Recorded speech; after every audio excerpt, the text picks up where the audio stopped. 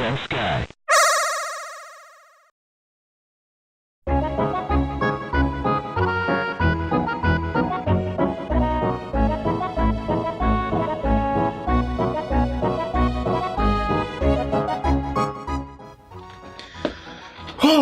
Okay then, it's been a little bit of time since my last video. I wonder what I should play this time.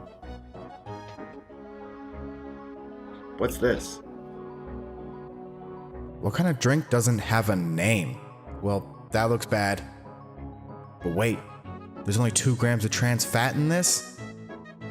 And it's gluten-free? Okay, there is no possible way this can be safe to drink. I mean, it has a poison symbol on it.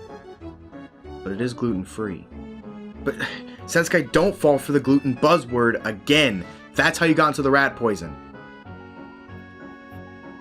Wait a second. This is...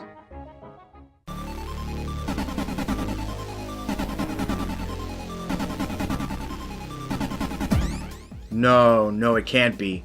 Is this the can from Tonic Trouble? I haven't played this game in years. Not since I was a kid. There is no way I'm going to be able to tell if this can is safe to drink just based off my old childhood memories of the game. I guess I'll have to play Tonic Trouble and find out for myself. I mean, I don't have to, but I am really thirsty. I also don't have anything else better to do. Tonic Trouble was released in 1999 for the Nintendo 64 and was developed by Ubisoft Montreal and Ubisoft Montpellier. It's an action platforming game requiring you to collect objects in order to complete a certain objective.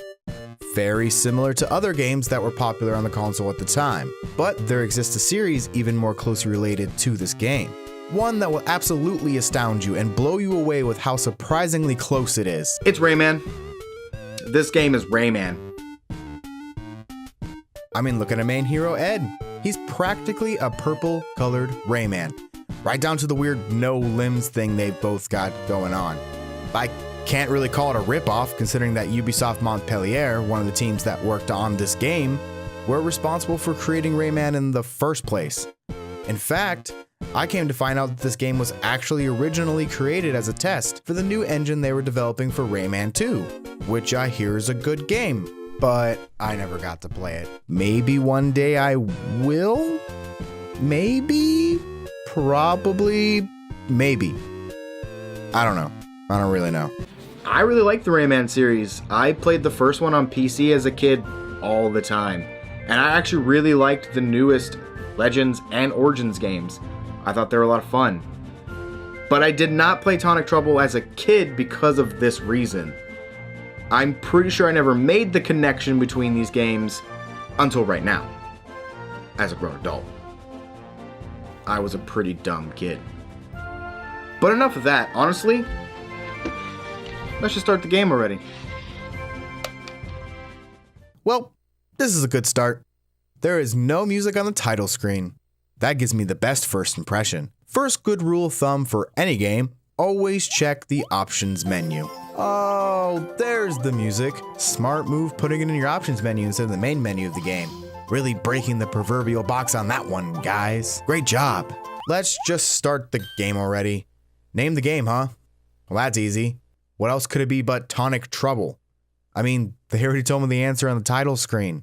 We begin our journey in space as Ed is cleaning the storage room for space oddities. Also, no mention anywhere of who Ed is, how he got here, or where we even are. Just a spaceship. In space. Ed comes across the sentient, deformed gummy bear, and while trying to kill it, he becomes tuckered out and needs a cold, frothy, and hearty beverage to quench his insatiable thirst. 2 minutes in this game's already trying to make me drink this can of tonic. But I'm onto your game. Game? Not a swig until I beat you.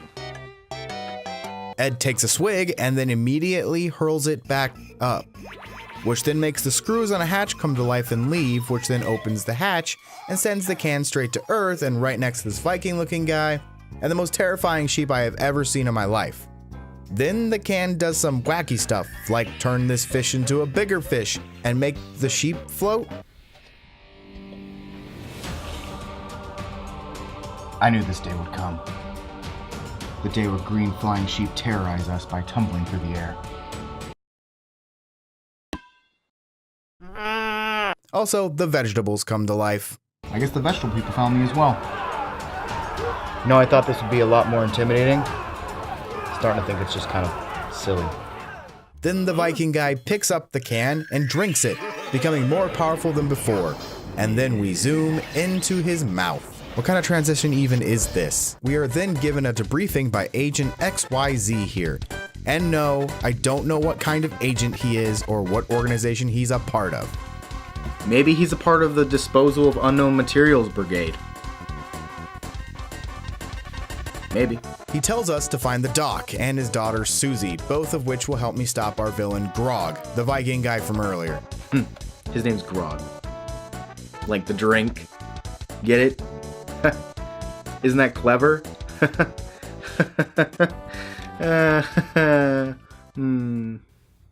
Grog's also receiving help from the pharmacist, who is brewing Groga from a combination of the tonic and pig methane. Hold the check. Are you telling me he's mixing that stuff with pig poop? And Grog and all of his men have been drinking it. That's just messed up.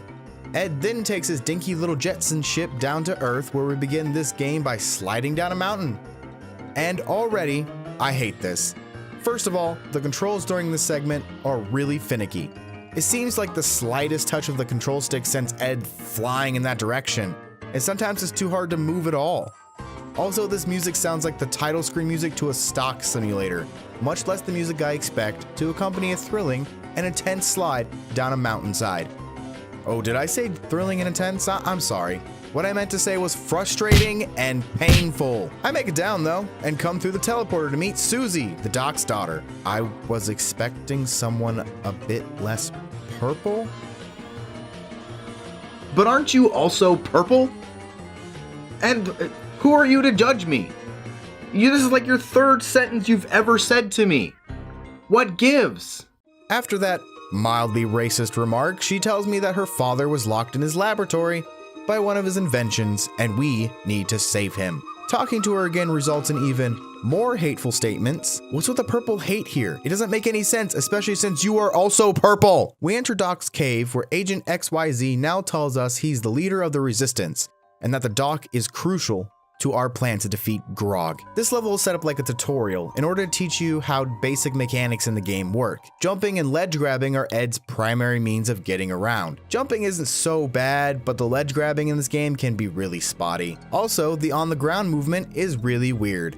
I wouldn't call them touchy like in the sledding segment, more like unrefined. There's no true analog movement here, and it feels like you're on a grid, making moving along diagonal lines more comfortable than straight ones. This makes some of the more precarious jumps and platforming a bit harder, not because of more challenge, but because of the poor controls.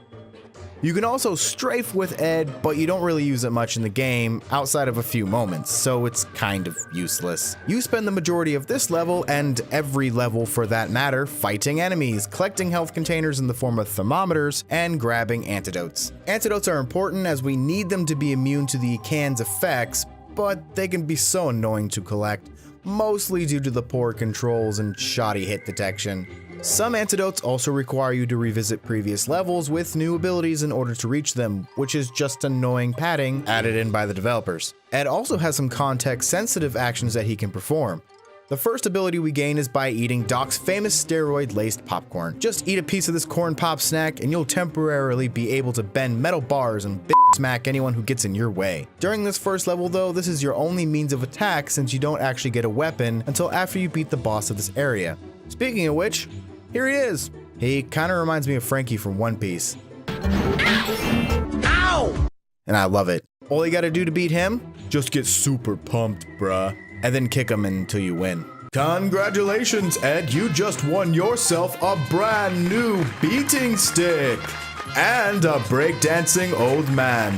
Thank you for playing, and we hope to see you again on Kick That Robot. with stick in hand, and no, that's not a perverted euphemism. Get your head out of the gutter, please. We're doing something serious right now. We finally open up the hub world of the game. From here, it's pretty standard affair for a 3D platformer.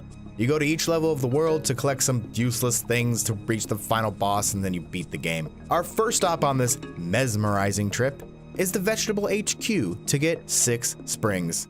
Nothing really special here, although I do feel the need to comment on Ed's victory dance. He just seems to do this dance randomly for like no reason. He gets to the next portal, victory dance. He defeats an enemy, victory dance. He rides a platform for a long while barely anything is happening, and then reaches another platform and then victory dance. What is he even doing? It looks so silly.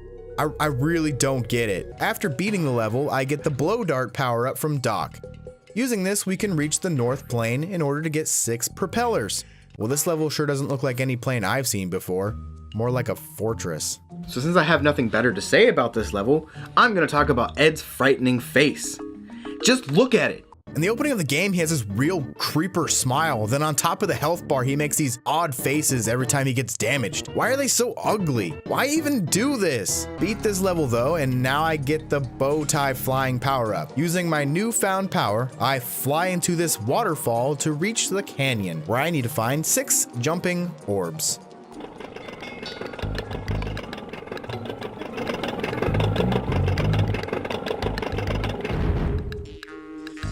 What is that? What is that? Oh, stranger danger, stranger danger. Oh, it's friendly. Seriously? Purple hate again? Did the giant pink flying elephant just diss Ed? Is there some unknown purple hating regime out there that I'm just unaware of? If so, then please enlighten me.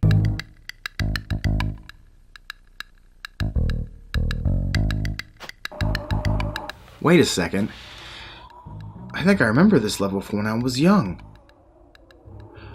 I think this was the level that made me stop playing the game. But why? Oh yeah, because flying is absolutely dreadful. Remember when I said the slope was bad because of how finicky it was? Flying is the same exact way, except worse somehow. Flying in Tonic Trouble is so imprecise. It works how you would expect. Hold up to nosedive and hold down to go upwards. Catch air to go higher and use momentum to stay in the air. The main problem comes from turning. As you turn, Ed steers so fast that it's hard to realign yourself back to going straight, which makes it hard when the whole level has little crevices to fly through and obstacles that require hairpin turns that just aren't possible to do. I hate this level. No wonder I quit this level as a kid after just a taste of it. I'm an adult now, and I find this level incredibly frustrating, to the point of exhaustion. Even the developers knew how hard it was, since they placed an extra life in the start of every flying section. It's like they just expected you to die here over and over and over and over and over and over again and again and again. Are you starting to see my point here? But through the power of hard work and determination and an insane amount of luck, like oh my god you guys, I finally make it out of the canyon intact. For my efforts, I now get the diving helmet from the dock and make my way to the glacier cocktail to get 6 feathers.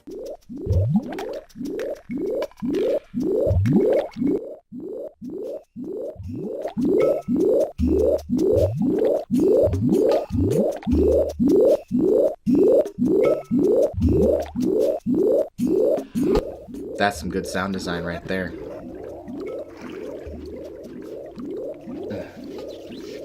Am I almost done with this? Please let me be done with this. I beat the level and now have the ability to turn into enemies using a magic wand. I head over to the pyramid to collect 6 dominoes, where I come across a mummy. Plum head? Whoa, nuh-uh. Not cool, Granny. You cannot say stuff like that anymore. We live in much more progressive times. It's time you wisened up. Sorry guys, you have to forgive her. She's from a different era. They locked the door, but joke's on them. I'm magic. I sneak in as the mummy, and the pyramid is the second worst level of the game. Honestly, it's only because of the cryptic puzzles, and I know, I get it. It's a pyramid, that's the theme, but it has to work in regards of the game and make sense to the player. Like here, I spent 10 minutes just in this room, not being able to figure out what to do, and having crazy bro over here tell me that something about heads or I gotta hit something. So I try hitting the walls, nothing. I shoot this statue in every part, nothing. Turns out you have to use your stick on this tiny rock over here to the side in order to hit this switch and open the path up. Like how was I supposed to figure this out? I noticed the rock earlier, but I never thought about using the stick on it. I just kept whacking it thinking the statue would fall over and break or something. And to be fair, using your stick is a main ability of Ed's, being able to move platforms and activate switches as a lever by hitting R on them.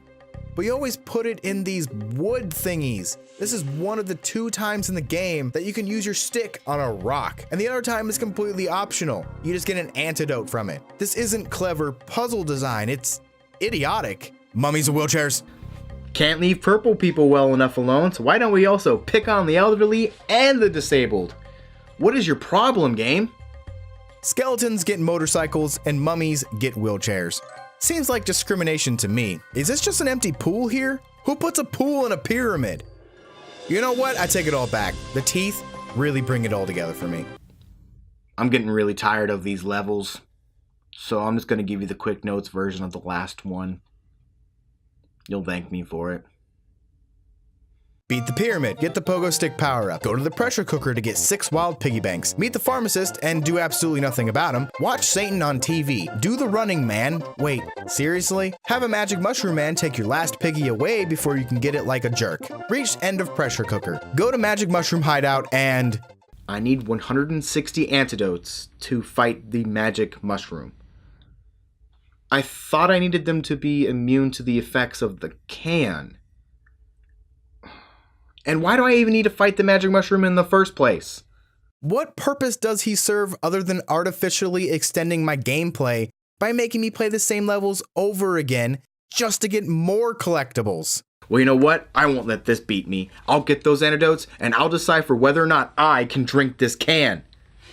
Or else my name isn't Censkai. And it's not. Oh no. And so, censkai started his quest to get the remaining antidotes. Having only 129 to start with, he was in for a long and arduous journey. He traveled through old levels, collecting antidotes he had missed prior, using his newfound abilities. All except for the canyon, which I have him quoted as, "I would rather go skinny dipping in a cactus field than ever play that terrible level again." Wow. That sounds pretty painful, dude. You could have just said that you didn't want to play the level again. I didn't really need that image in my head. Thanks for that. But due to his determination, strength of will, and devilish good looks, he was finally able to accomplish his goal and open the magic mushroom hideout where his next conflict would begin. I hate this boss fight.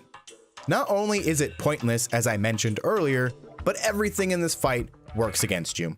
You have to shoot the magic mushroom enough times to break his shield using your blow dart, but it's hard to aim properly while moving, and the line of sight is so hard to see in the midst of red lava.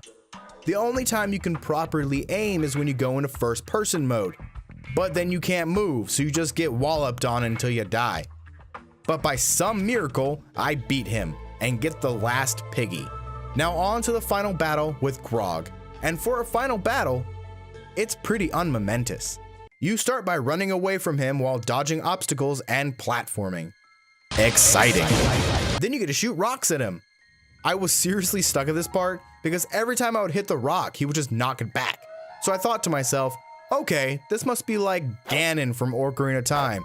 I just keep hitting it back till he messes up. But the other rocks would get in the way. It was by complete accident that I found out you have to kick the rock into his gut first, and then you smack the rock into his head to knock him back into a hole.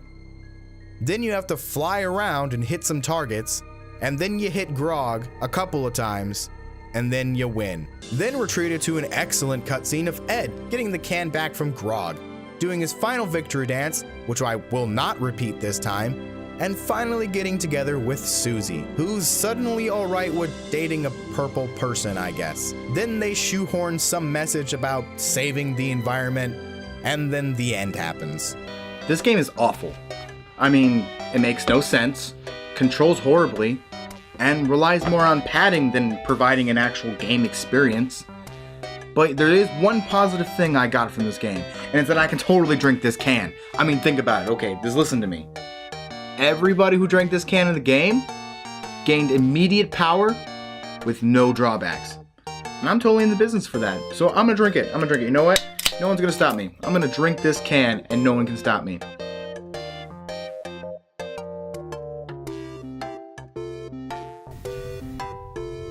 It killed me. Hey guys, I just want to say thanks for watching my video again. As always, if you did really enjoy it, please leave a like, subscribe if you want to see more, share it to your friends. I always want to get it to more people, and you guys can definitely help me with that. On to the next one. I'll work on it, I promise. I'm out. Thank you. Bye-bye. Bye-bye. Bye. Bye.